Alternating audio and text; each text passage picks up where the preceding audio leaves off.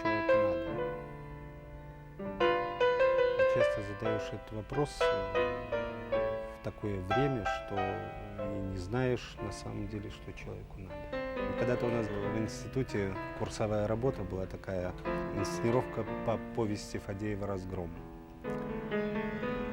Вот эпиграфом к этому спектаклю у нас была такая фраза польского фантаста Станислава Ежелец: «У человека нет выбора, он должен быть человеком». И вот я для себя как-то эту фразу так пронес через всю свою жизнь. И, наверное, я где-то сейчас чуть-чуть понял, что же все-таки человеку надо. Это прежде всего, чтобы его любили, это прежде всего, чтобы его уважали и помнили.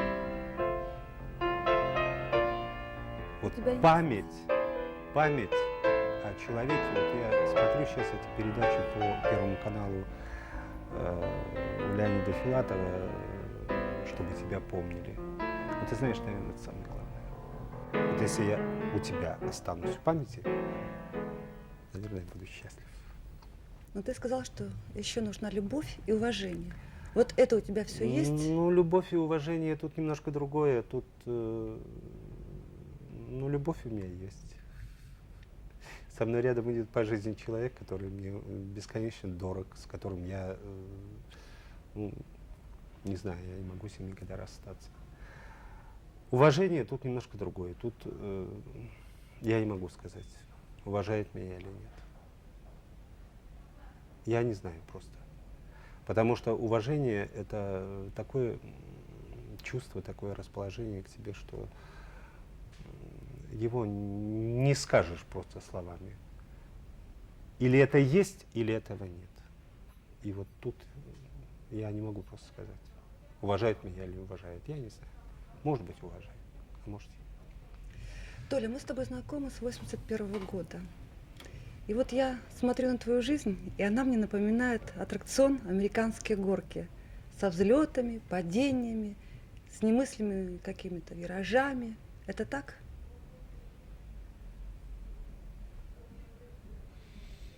Мне иногда кажется, что моя жизнь — это какая-то замкнутая карусель. А иногда бывает такое, что да, и взлеты, и падения.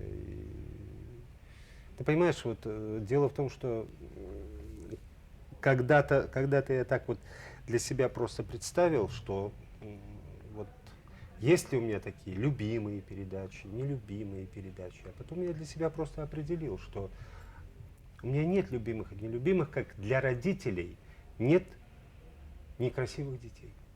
У родителей все дети красивые. Если вот даже вот, провальная передача, вот я чувствую, что передача идет провальная, все. Но это же моя жизнь. Это моя жизнь. Твой ребенок. Это мой ребенок. Я отдал этому ребенку, я отдал все, что я мог ему отдать. Ну вот не получилось. Ну что ж теперь делать? Ну вот так вот. Но все равно у тебя есть, наверное, любимые дети, скажем так. Любимые есть. Над какой А передачей? нелюбимых нет. Ну хорошо, а над какой передачей вот ты работал и чувствовал, что ты был счастлив? Ну, для меня, в принципе, они все работы были для меня, они и любимые, и счастливые, но вот не получилась у меня одна работа, не получилась она. Вот как ты сказала сейчас вот об этих горках, вот, наверное, я где-то скатился очень сильно под эту горку. Была у нас такая передача, мы с Наташей Ленковой делали, называлась она «Три судьбы». И мы хотели проследить три судьбы трех парней, которые уходили служить по комсомольским, тогда еще путевкам в советское время. Вот, они уходили служить в Маканчи, в Восточный пограничный округ. Мы проводили их отсюда. Мы съездили к ним, когда они принимали присягу. Мы поехали к ним через год, когда они уже окрепли, уже немножко стали не салагами, а дедами. Вот. Но как-то так у нас не получилась эта работа. Хотя для меня эта работа, она является и этапной, и какой-то работой является такой, ну, очень дорогой для меня. И я не могу сказать просто вот почему она дорогой для меня такой является, но она для меня является дорогой. Я очень счастлив, что я встретился с этими ребятами, и познакомился с ними, и вообще познакомился. Вообще я очень люблю армию. Для меня армия это какой-то особый мой период в жизни. Вы ведь ездили на границу. Да, мы ездили, мы были в Маканчи, это вот, если кто услышит, они знают, где это Тогда была советско-китайская, по-моему, да? восточный, да, это восточный Казахстан. Вот. Вот мы были там. Поговорим о передаче, которая, на твой взгляд, получилась все-таки. У меня получилась передача, которую я делал вот совершенно. Мы ехали, прилетели в Печору, и я был совершенно как белый лист. Я ничего не знал, что я буду делать с этим фильмом. Этот фильм называется «Бара Гортон. Снова дома». На каком языке? Кстати, ты не знаешь, каком языка. Нет, я не знаю, какого языка, но я работал. Я работал почему-то, я попал в какую-то такую обстановку, что мне даже и не надо было знать, какого языка. Я, в принципе, я понимал, и для меня как-то это было очень легко работать. Вот, потому что я родился, вырос, до 18 лет я жил в деревне, и вообще деревенский сам. Вот. И когда я приехал в эту деревню, я окунулся в эту атмосферу, и для меня эта атмосфера, она была моей. И, в принципе, там даже не язык был важен. Вот, вот этот фильм, я считаю своей удачей. Наверное, больше, может быть, и не.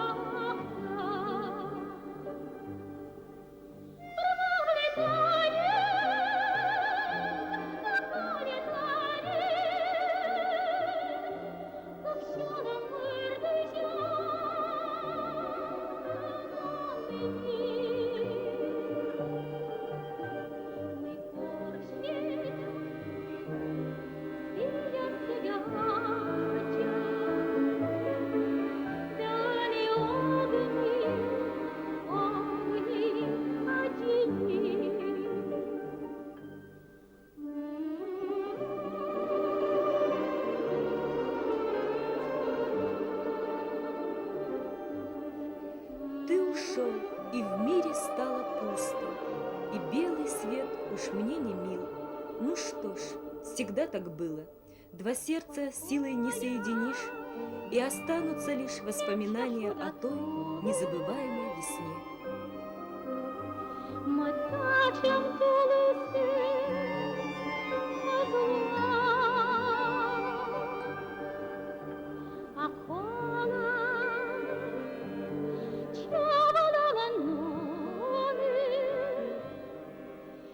Шоги świecia,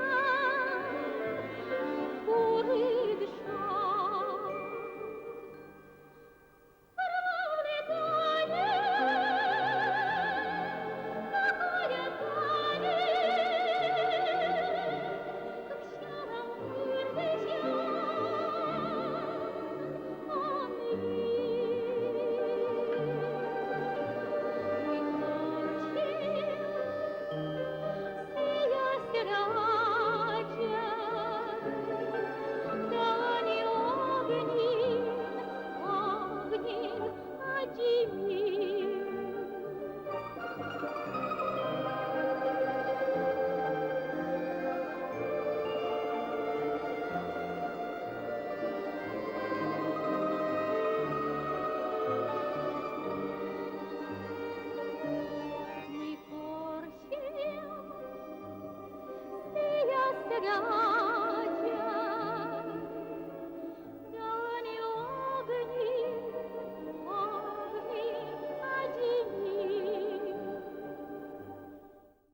тебя все-таки, на мой взгляд, очень высокий профессиональный уровень. Ты талантливый режиссер. Почему ты Это кто все-таки... тебе сказал об этом? Это мое мнение. Это... Почему ты все-таки живешь и работаешь в нашей республике, в Сыктывкаре? У тебя не было желания поехать в столицу, в Москву, Нет, в Санкт-Петербург? нет, ни в Москву, ни в Санкт-Петербург. У меня есть такой принцип: лучше быть первым в провинции, чем последним в столице. Я бы не смог там работать, потому что столичная жизнь, она очень опасная. Она может тебя так перекрутить, так завертеть, что ты вообще не будешь никем, а может быть и будешь кем. Но только переступив через что-то, что в тебе есть. То есть, сломав свой характер, ты можешь на что-то наступить, как-то перекрутиться, перевертеться и быть там первым. Я не хочу этого. Я хочу быть первым здесь, у себя дома. Я для себя эту республику считаю своим домом. Я когда-то в 67-м далеком году сюда приехал, я сказал, это мой дом. И вот я даже когда где-то в аэропортах московских, там других разных всяких, я слышу, объявление идет: рейс на Сыктывкар. Домой. Домой. Удивительная земля Коми. Есть в ней мощный магнетизм любви. Анатолий Дубовицкий родился в селе Инаковка Тамбовской области, но однажды в юности приехал к старшему брату в Сыктывкар и полюбил этот город. После окончания Тамбовского института культуры, службы и работы в группе советских войск Германии у Анатолия была только одна мечта – жить и работать в Сыктывкаре. Несказанное, синее, нежное, тих мой край после бурь, после гроз, и душа моя, поле безбрежное, дышит запахом меда и роз. Я утих, годы сделали дело, но того, что прошло, не кляну. Словно тройка коней оголтелая прокатилась во всю страну. Напылили кругом, накопытили и пропали под дьявольский свист. А теперь вот в лесной обители даже слышно, как падает лист. Колокольчик ли, дальнее эхо ли, все спокойно впивает грудь. Стой, душа, мы с тобою проехали через бурный положенный путь. Разберемся во всем, что видели, что случилось, что стало в стране, и простим, где нас горько обидели, по чужой и по нашей вине. Принимаю, что было и не было, только жаль, на 30-м году слишком мало я в юности требовал, забываясь в кабацком чаду. Но ведь дуб молодой, не разжелудясь, так же гнется, как в поле трава. Эх ты, молодость, буйная молодость, золотая сорви голова. Эти стихи Сергея Есенина приходят мне на память, когда я мысленным взором пытаюсь охватить жизнь Анатолия Александровича Дубовицкого, режиссера телекомпании «Коми-Гор». Возможно, телезрители помнят его передачи «Город мастеров», «Молодежный канал», «Эстафета» и многие другие, перечисление которых заняло бы у нас слишком много эфирного времени. Сейчас Анатолий Дубовицкий – режиссер передачи «Напротив». У меня, по-моему, есть все. У меня есть удача. Удача, которая мне сопутствует. Я иду по этой жизни, как-то иду, но не настолько тяжело, насколько, в общем-то, хотя последний год меня, конечно, побил очень сильно. Ну, я знаю, что у И тебя... реанимацию пришлось пережить. Почему у меня позвоночник болит? Я вот, может, эпизод такой расскажу один. Что когда мы были на съемках в арктическом погранотряде, это была зима, и вот там, значит, был такой эпизод. нужно было, зависает вертолет, вот. Оттуда выскакивают погранцы наши, пограничники, и они уходят туда, вглубь. Вот. И вот вертолет зависает, значит, все. Мы все это отрепетировали, все сделали, вертолет завис, и все. И я потом ушел оттуда, потому что когда он вот садится в сугроб, это там такая буря поднимается. Вот. И я ушел немножко в сторонку, ушел туда в сторонку, отвернулся так, воротником закрылся. И последнее, что я помню, это мне какой-то удар идет, думаю, то ли вертолет в меня врезался, то ли что-то знает что. В общем, я куда-то лечу, непонятно куда. Вот. Оказывается, там вот эта вот вертолетная площадка, она была огорожена этими вот такими вот этими щитками. И вот этот щиток мне врезался вот сюда. В позвоночник. Да. В общем, я вылетел оттуда, я не знаю, как мы доехали до Сыктывкара, но потом у меня вот так вот, вот такое тоже может Искусство быть. требует жертв, да? Ну, я не знаю, что искусство требует жертв, или мы требуем жертв каких-то, я не знаю. Ну вот я знаю, что у тебя случился ведь инфаркт миокарда, да, насколько я поняла. То есть сердце у тебя было больное. Тань, ну это дело в том, что это, понимаешь, это разговор особого случая, это просто нервное заболевание. Но Ну, я это- знаю, что у тебя мы-то под- произошло чудо, кстати. Мы, ты понимаешь, я тебе немножко сейчас о другом скажу, что ты понимаешь, мы ведь люди очень эмоциональные, люди очень непредсказуемые иногда бываем.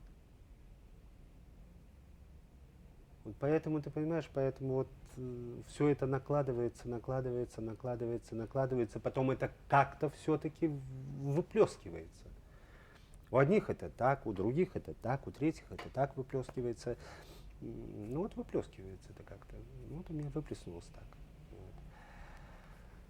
Но чудо у меня произошло другое. Чудо произошло то, что у меня врачи до сих пор найти рубец не могут. Куда он делся, я не знаю. Но я-то немножко догадываюсь, куда он делся. Это секрет? Нет, это не секрет. Это не секрет, и я скажу, что это чудо произошло благодаря одному человеку, который, которого мы оба знаем, и я не буду просто говорить сейчас о нем, об этом человеке. Вот. Вот она сделала этот секрет. Я считаю, что это только так. Потому что невозможно, потому что если медикаментозными какими-то средствами не могли это сделать, я не верю в какие-то чудеса, я не верю в какие-то там эти предсказания разные всякие, но для меня, в общем, вот это стало каким-то, что я начал немножко чуть-чуть верить. Вот ты понимаешь, где-то, наверное, все-таки вот какие-то внутренние вот эти вот моторы, они все-таки работают.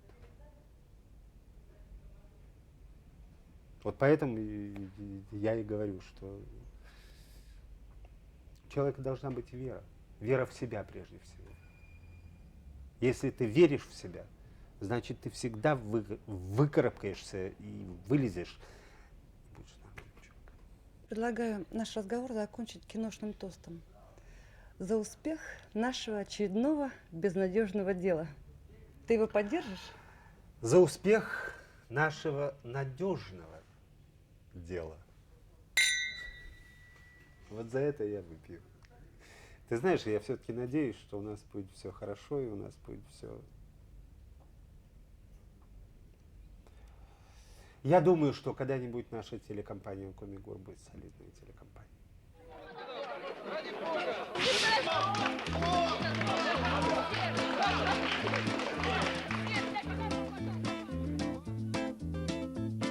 Ты не достроил на песке безумно дивный чудный город. И я спешил к тебе, но он, увы, тебе уже не был дорог. Ты забыл бы постепенно обо мне. Но я достроил все же твой безумно дивный чудный город. Ты пошел войной на мой безумно дивный мудрый город. Ты сравнял с песком мой безупречно дивный чудный город. Ты забудешь постепенно обо мне, а я построю снова мой безумно дивный мудрый город. Ты с головой ушел войной, твои глаза сжирает порох. А я открыл окно, быть может, ты услышишь звуки хора.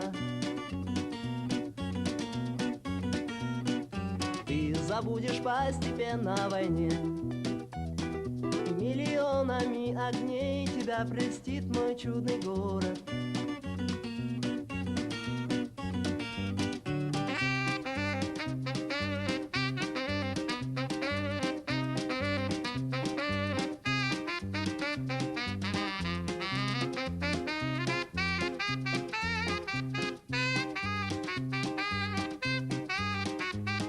Ты не достроил на песке безумно дивный чудный город.